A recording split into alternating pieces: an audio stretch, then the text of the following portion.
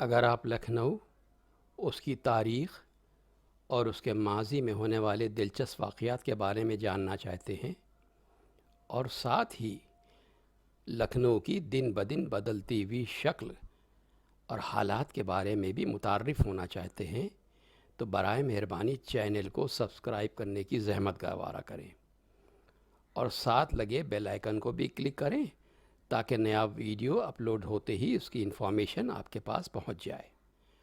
شکریہ۔ پیش ہے مولوی عبدالحلیم شرر کی مشہور زمانہ کتاب گزشتہ لکھنؤ کا 5واں حصہ۔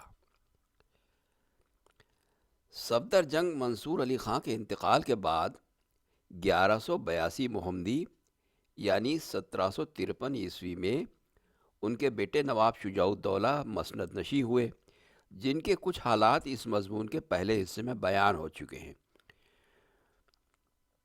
وہ ایک مضطرب اور بے قرار طبیعت کے فرما روا تھے، لیکن بدقسمتی سے ان کا عہد بڑے بڑے فتنوں اور یادگار زمانہ انقلابوں سے بھرا ہوا تھا۔ دنیا کی دو زبردست تاریخی قوموں اور قوتوں کی قسمت کا فیصلہ انہی کی آنکھوں کے سامنے ہوا۔ پہلے پانی پت کی محشر انگیز لڑائی ہوئی، جس میں احمد شاہ درانی، شجاع الدولہ اور نجیب الدولہ کے ساتھ قوانین روہیل کھنڈ کے تمام زبردست فوجیں ایک طرف تھیں اور مرہٹوں کا ٹہری در دوسری طرف۔ اس لڑائی نے 1190 محمدی یعنی 1761 عیسوی میں ایک ہی دن کے اندر فیصلہ کر دیا کہ ہندوستان چاہے مسلمانوں کا رہے یا نہ رہے، مگر مرہٹوں کا نہیں ہو سکتا۔ اس کے بعد بکسر کا قیامت خیز میدان گرم ہوا، جس میں انگریزوں کی باقاعدہ فوج ایک طرف تھی اور شجاع الدولہ کا لشکر کثیر ایک طرف۔ اس لڑائی نے جنگ پانی پت کے 4 سال بعد یعنی 1193 محمدی 1763 عیسوی میں 24 گھنٹے کے اندر اندر اس بات کا تصفیہ کر دیا کہ ہندوستان اب مسلمانوں کا نہیں، انگریزوں کا ہے۔ ان لڑائیوں سے پہلے شجاع الدولہ اگرچہ لکھنؤ ہی میں رہے، مگر بڑی بڑی مہموں، پولیٹیکل مشغولیتوں اور فوجی اصلاحوں سے انہیں اتنی مہلت ہی نہ ملی کہ شہر کی ترقی اور آرائش کی طرف توجہ دیں۔ انہوں نے قلعے بنوائے، گڑھیاں قائم کی، فوجی سامان اور آلات جنگ کو فراہم کیا۔ اس کی فرصت نہ ملی کہ اپنے گھر کو درست اور شہر کو آراستہ کریں۔ بکسر کی لڑائی کے بعد، جیسا کہ ہم بیان کر چکے ہیں، وہ فیض آباد میں جا کے اقامت گزیں ہوئے، اس لیے لکھنؤ ان کی برکتوں سے محروم رہ گیا۔ 1204 محمدی یعنی 1775 عیسوی میں انہوں نے سفر آخرت کیا اور نواب آصف الدولہ ان کے جانشین ہوئے۔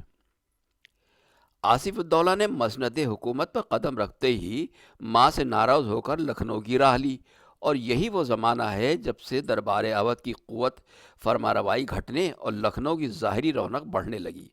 بکسر کا میدان جیتنے کے بعد انگریزوں نے دربار اودھ میں دخل دہی کے بہت سے حقوق حاصل کر لیے تھے، جن کی بنا پر یہاں فوجی ترقیوں کی روک ٹوک کی جاتی اور ہمیشہ غائب نظر سے اس بات کی نگرانی کی جاتی کہ حکومت اودھ کو پھر ایسی قوت نہ حاصل ہونے پائے کہ اس کی فوجیں دوبارہ انگریزی لشکر کے سامنے صف آرا ہو سکیں۔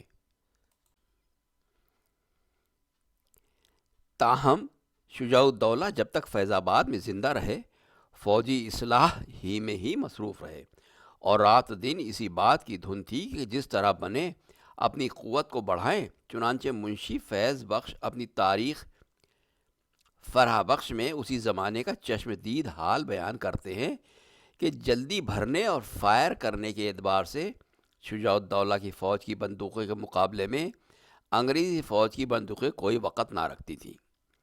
لیکن آصف الدولہ کا عہد شروع ہوتے ہی یہ سب باتیں تشریف لے گئی۔ انگریزوں نے بڑی ہوشیاری کے ساتھ اپنے دخل دہی کے حقوق کو بڑھانا شروع کیا اور نہایت ہی دانائی سے آصف الدولہ کو اس بات پر آمادہ کر دیا کہ فوجی اصلاح کی طرف سے بے پرواہ ہو کے دوسرے مشاغل میں جی بہلائیں۔ آصف الدولہ کو خود بھی فوج کا زیادہ شوق نہ تھا، انہیں لٹانے اور مزے اڑانے کے لیے روپے کی ضرورت تھی، جو بغیر فوج کے موقوف کیے پوری نہ ہو سکتی تھی۔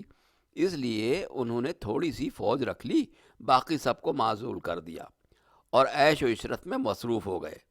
وہ اپنے مغربی دوستوں کے اطاعت کیش دوست تھے، جو ان کے اشاروں پر چلتے اور ان کے مشوروں سے آگے کسی کی نہ سنتے تھے۔ اس خلوص عقیدت کے صلے میں انگریزوں نے روہیل کھنڈ پر ان کا قبضہ کرا دیا۔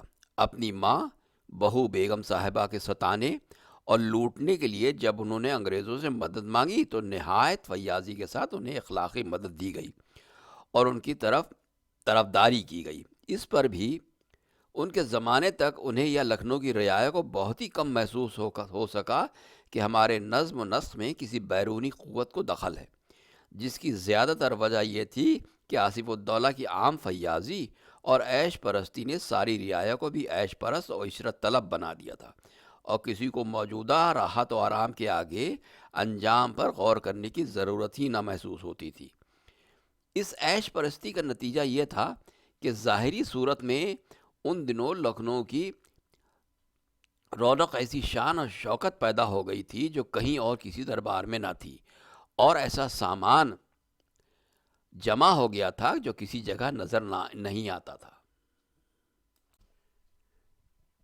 ان دنوں شہر لکھنؤ ایسی رونق پر تھا کہ ہندوستان ہی نہیں، شاید ہی دنیا کا کوئی شہر لکھنؤ کی اوج اور عروج کا مقابلہ کر سکتا ہو۔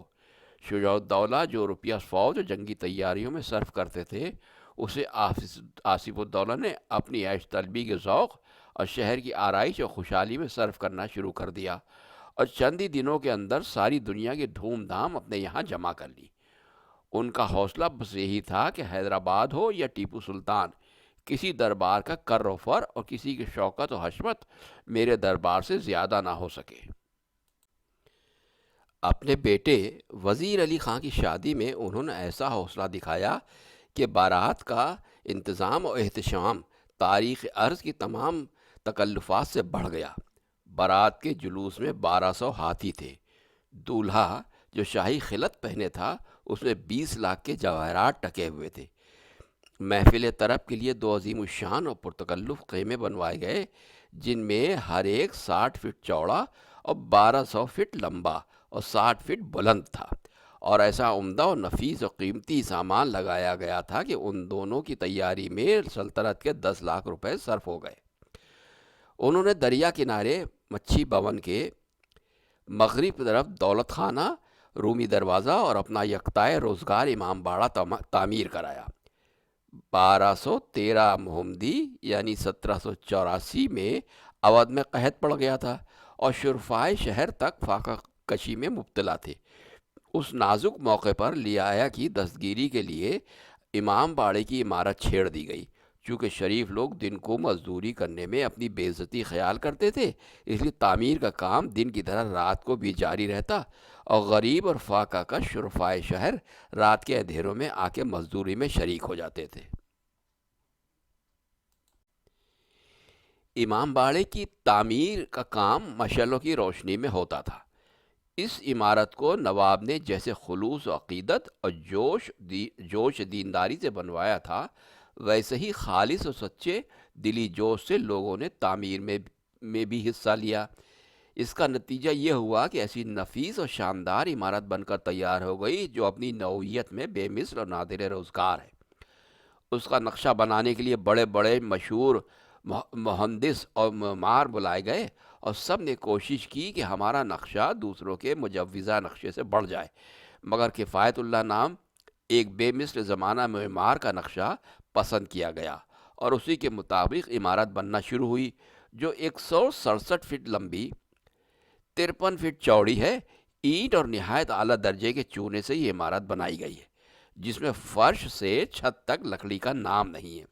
اس عمارت کو شاہان مغلیہ کی سنگین عمارتوں سے کسی قسم کا تعلق نہیں۔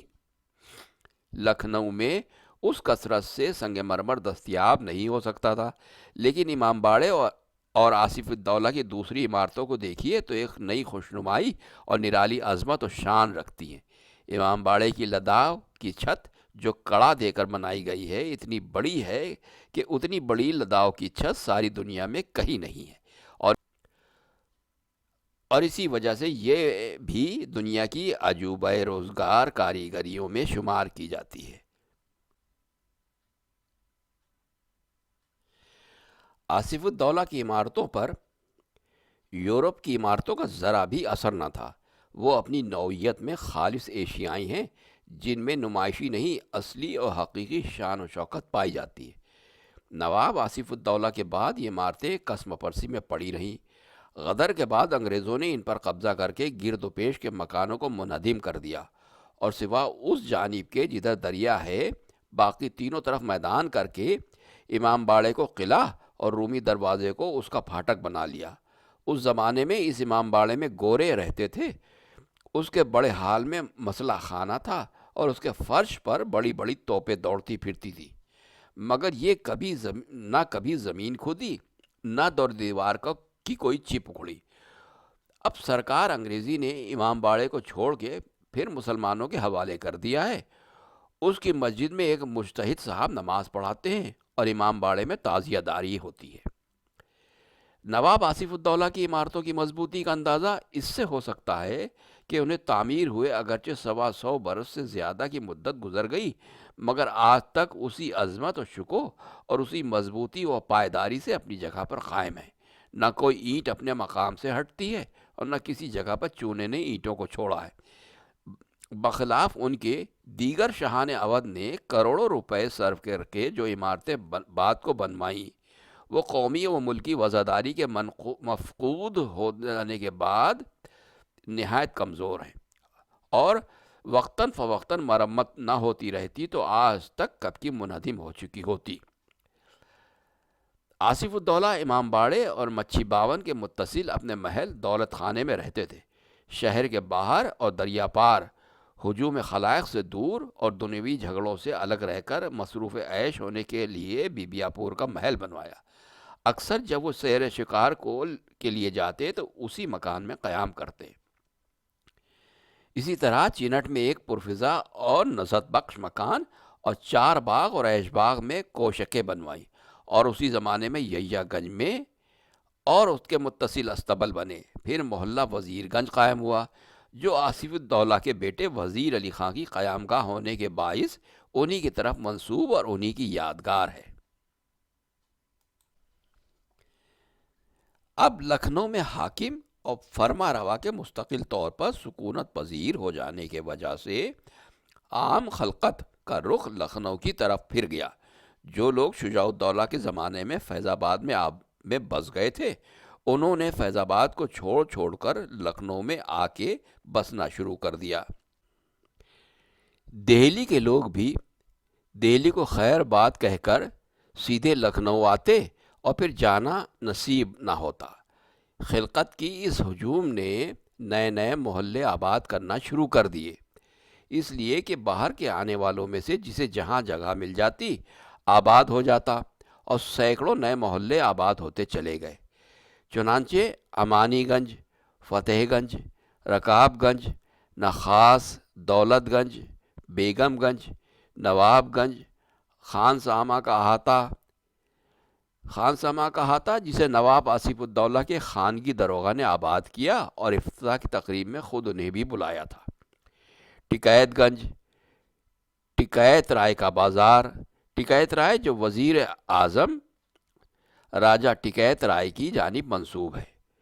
تڑمنی گنج، ٹکلی یا ٹکلی، حسین الدین خاں کی چھاونی، حسن گنج، باولی، بھوانی گنج، بالک گنج، کشمیری محلہ، سورت سنگھ کا احاطہ، نواز گنج، تحسین گنج، خدا گنج، نگریہ جس کی نواب آصف الدولہ کی ماں بہو بیگم صاحبہ نے اسی دن بنیاد ڈالی جس دن دریا پار خود انہوں نے علی گنج کی بنیاد رکھی تھی۔ امبر گنج، محبوب گنج، توپ دروازہ، خیالی گنج، جھاؤ لال کا پل، ان دونوں محلوں کے بانی راجہ جھاؤ لال سلطنت اودھ کے وزیر خزانہ تھے۔ یہ سب وہ محلے ہیں جو عہد آصفی میں بسے اور تعمیر ہوئے، اور انہی دنوں دریا کے پار حسن رضا خان نے حسن گنج بسایا۔ نواب آصف الدولہ کی فیاضیوں کی خاص و عام میں شہرت تھی، اور دور دور کے شہروں میں ان کی داد اور دہش کی تذکرہ ہو رہا تھا۔ لوگ اٹھتے بیٹھتے عزت و محبت کے ساتھ ان کا نام لیتے، اور ان کی تمام ذاتی ایوب فیاضی کے دامن میں چھپ کے نظروں سے غائب ہو گئے تھے، اور عوام کو نواب کی صورت میں ایک عیش پرست فرما روا نہیں بلکہ ایک بے نفس اور درویش صفت ولی نظر آتا، جو دکاندار آج تک صبح کو آنکھ کھلتے ہی جوش عقیدت سے کہتے ہیں، یا آصف الدولہ ولی۔ اسی زمانے میں جنرل کلاڈ مارٹن نام کا ایک بہت بڑا دولت مند فرانسیسی تاجر لکھنؤ میں آ کے رہ پڑا۔ اس نے ایک نہایت ہی عالی شان کوٹھی کا نقشہ بنا کے نواب آصف الدولہ کے ملاحظے میں پیش کیا۔ نواب نے اسے اس قدر پسند کیا کہ اس کی قیمت میں 10 لاکھ اشرفیاں دینے کو تیار ہو گئے۔ بیع کا معاہدہ تکمیل کو نہیں پہنچنے پایا تھا کہ نواب آصف الدولہ نے سفر آخرت کیا، اور عمارت ہنوز تکمیل کو نہیں پہنچی تھی کہ خود موسیو مارٹن دنیا سے رخصت ہو گئے۔ انہوں نے چونکہ دولت بے پایا چھوڑی تھی اور وارث کوئی نہ تھا، اس لیے مرتے وقت وصیت کر دی کہ میری لاش اسی کوٹھی کے اندر دفن کی جائے تاکہ میرے بعد اسے حکمرانان عوض ضبط نہ کر سکے۔ اس عمارت کا نام انہوں نے کانسٹینشیا یعنی قسطنطنیہ قرار دیا، مگر عوام میں وہ آج کل مارکین یا مارٹن صاحب کی کوٹھی مشہور ہے اور دیکھنے کے قابل ہے۔ مرنے کے بعد وہ اسی کوٹھی میں دفن ہوئے۔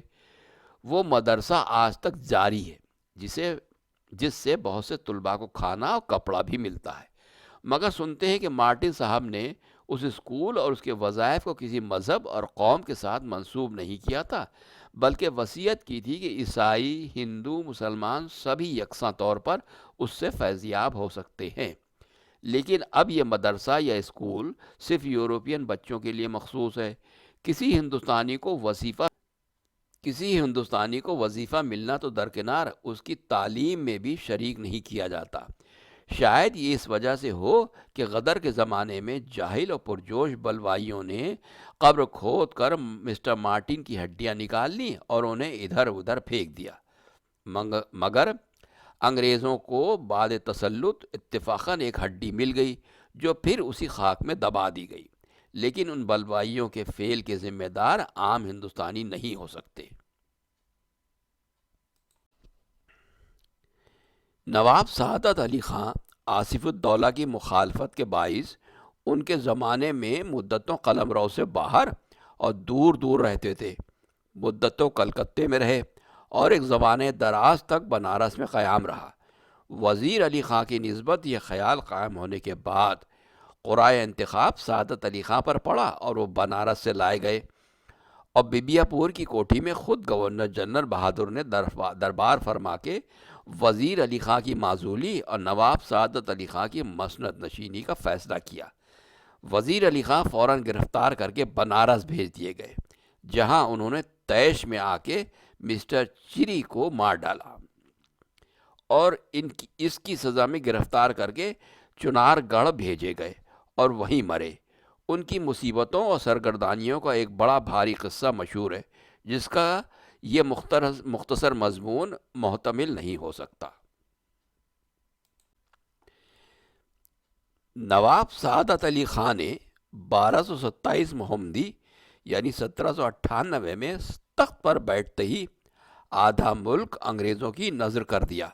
مشہور ہے کہ وہ سلطنت سے مایوس اور نا امید بنارس میں پڑے ہوئے تھے کہ خبر پہنچی نواب آصف الدولہ بہادر نے سفر آخرت کیا اور مسنت حکومت پر وزیر علی خان بیٹھ گئے۔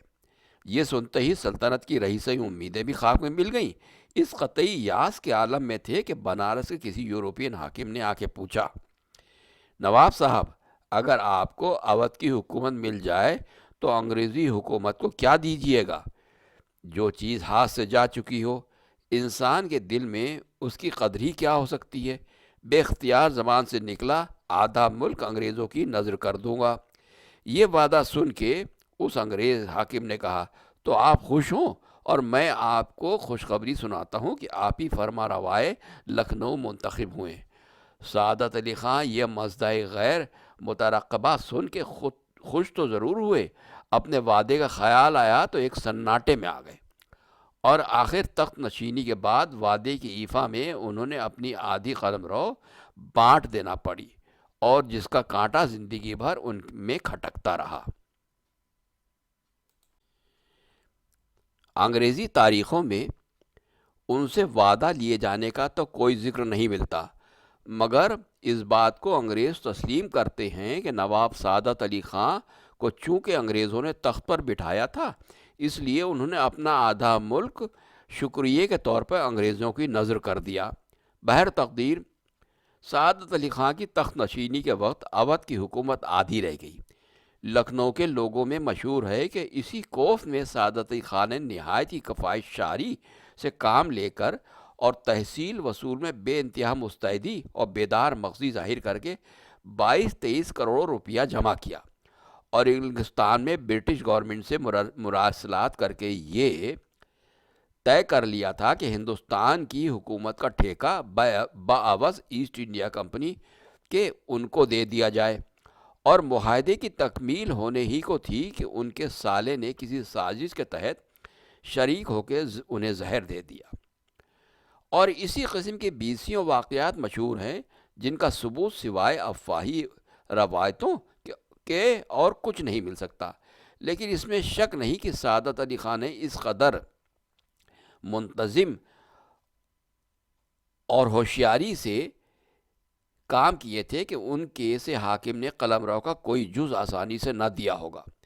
دوسرے، ان کے طرز عمل میں اور ان کی پالیسی میں ایک مستربانہ ہوشیاری اور پراسرار بے قراری نظر آتی تھی کہ چاہے پتہ نہ چلے مگر صاف معلوم ہوتا تھا کہ وہ کوئی بڑا کام کرنے والے تھے، اور ان کے تیور بہت ہی پرمانی تھے۔ ملک کو بانٹ دینے کی وجہ سے انہیں سب سے بڑی مشکل یہ پیش آئی کہ سلطنت کی نصف آمدنی گھٹ گئی، اور آصف الدولہ مرحوم نے مصارف اس حد سے زیادہ بڑھا رکھے تھے، چنانچہ انہیں دربار کے مصارف گھٹانا پڑے، جو نہایت ہی مشکل چیز تھی۔ اس کوشش میں انہوں نے حسابات کی جانچ کی، ادنا رقموں پر نظر ڈالی، معاشیوں اور جاگیروں کی نہایت سختی کے ساتھ چھان بین بنان کی، اور دربار کے مصارف میں جہاں تک بنا کمی کی۔ غرض جس طرح ہو سکا بدنامیاں اٹھا کے اور لوگوں پر سخت بے رحمیاں کر کے انہوں نے سلطنت کی آمدنی بڑھائی اور خرچ گھٹایا۔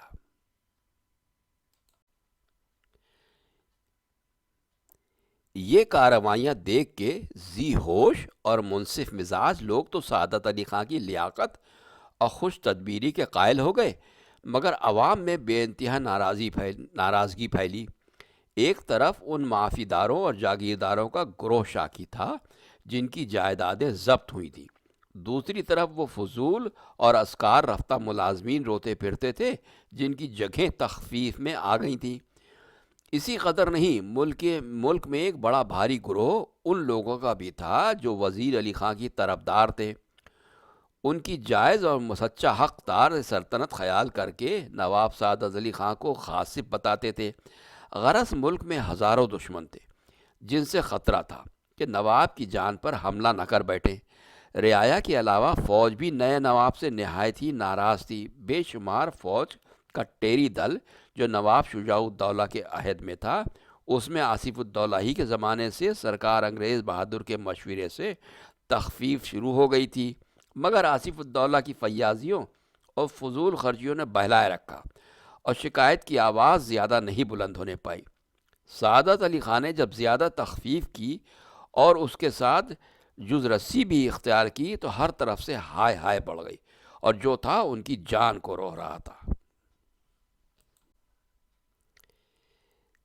نتیجہ یہ ہوا کہ ان کی جان کی حفاظت کے لیے سرکار انگریزی کو صرف ضرورت معلوم ہوئی کہ انگریزی باضابطہ فوجی گارڈ شہر کے اندر رکھا جائے، کیونکہ شہر کے مفسدوں اور سرکشوں کی سرکوبی کے لیے اور نیز امن و امان قائم رکھنے کی غرض سے ایک زبردست قوت کا ہر وقت شہر میں رہنا بہت ہی ضروری تھا، جس کی نسبت کہا جاتا ہے کہ نواب سعادت علی خان نے اس کو نہایت ہی ناگواری کے ساتھ منظور کیا تھا۔